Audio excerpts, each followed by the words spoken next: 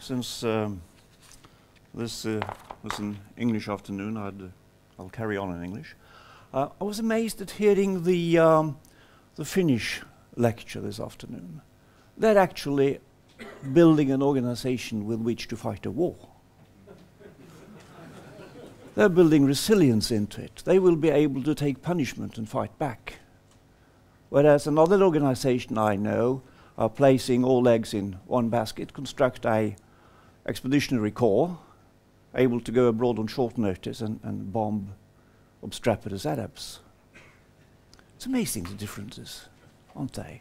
So peace in our time, friends. Let's hope the Finnish waste their money and that peace optimism will prevail.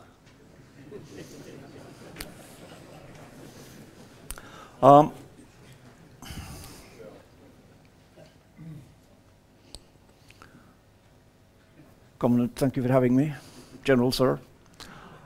Command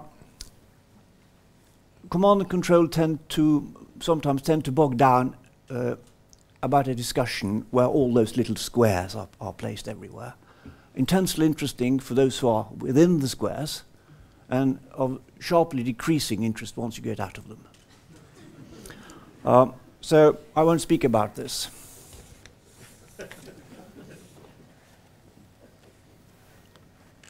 Is this operating? That's nice. This is command and control. Can you get my presentation out?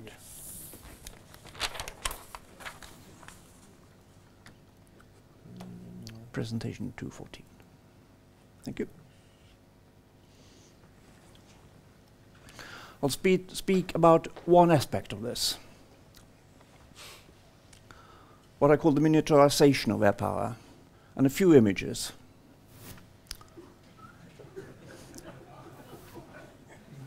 This is a British sergeant in Afghanistan. It's not a toy.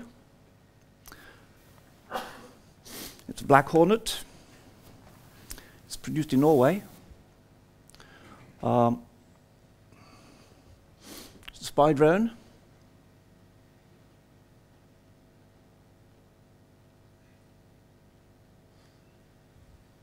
The Brits call it a game changer. Look at the autopilot there. 3 gyros, 3 meters for acceleration, 3 compasses, pressure measurer, temperature sensor, and full GPS. It weighs 1 gram. The brain. And it is produced in Norway, and as far as I can see, the British Defence Department has placed an order for £20 million last year. So, is this air power? I don't know. Or is it just a sort of elevated army binoculars?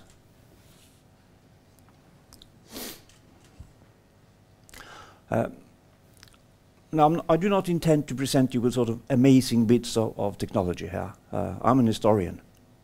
But the dream of drones, unmanned flying aircraft, or whatever one wants to call them, have been a long time coming. Radio-guided bombs have an operational history of more than 70 years, and drones somewhat shorter. Today, drones in a variety of sizes and forms have become toys for every man. During the vicious fire in Lærdal, the police had to order people to ground their private drones because they represented a danger to the choppers lifting emergency equipment and provisions for the hospital into the burning village, and I believe that Finn, that is General Naastad, has written a stern letter about it. From a military point of view, drones are in ordinary use, of course. A lot of the incidents in the Pakistan-Afghanistan area are carried out by the help of remotely piloted vehicles, and some of them, I'm being told, are controlled from a bunker somewhere in Florida. Some of the operational advantages here are easy to spot.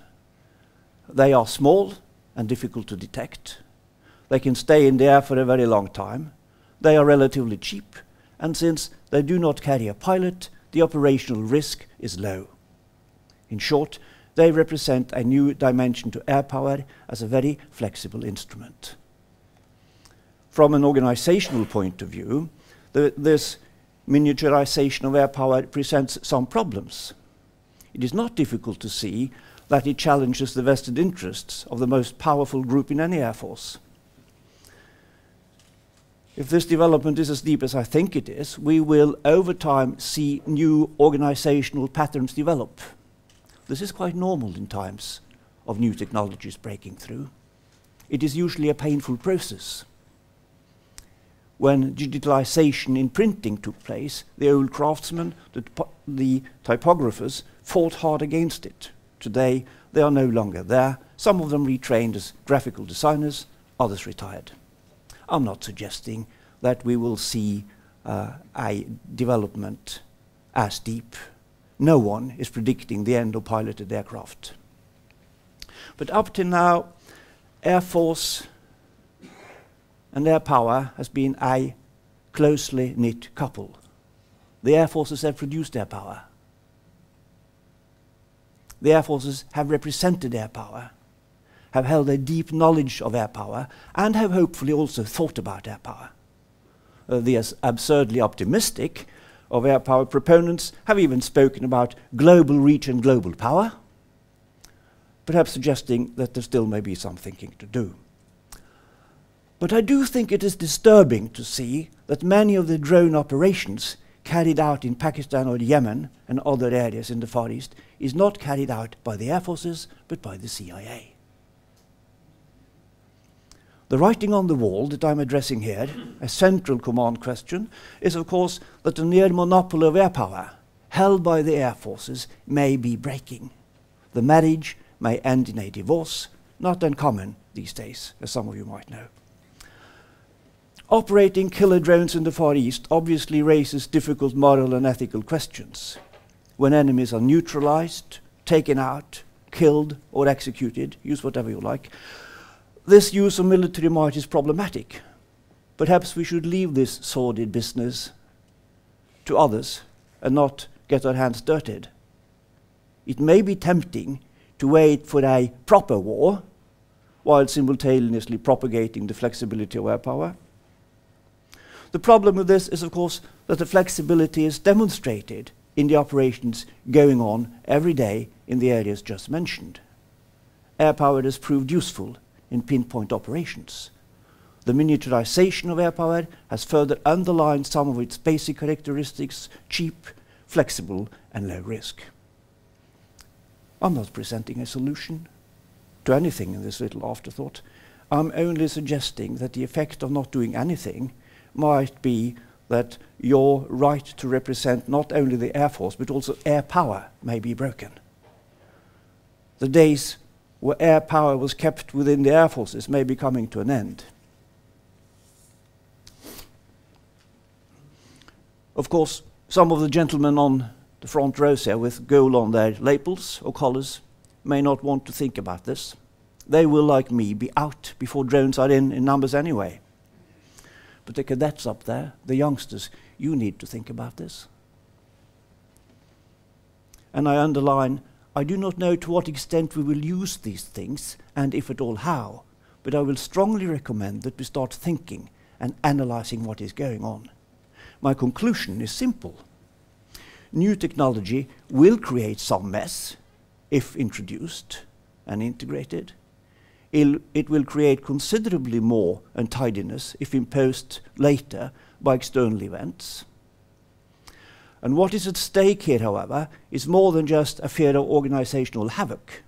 What is up for grabs now is the right to represent this aspect of modern air power.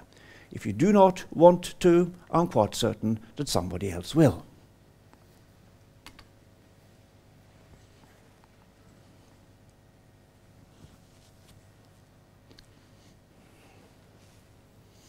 Am I right in all this? Nobody knows. Quite a few of you hope that I'm wrong. And some of you may even be stupid or reckless enough to conclude that I'm wrong, which is a very dangerous proposition, even though it may be right in the end.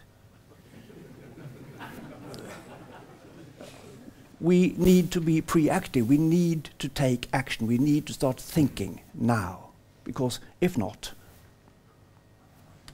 thank you.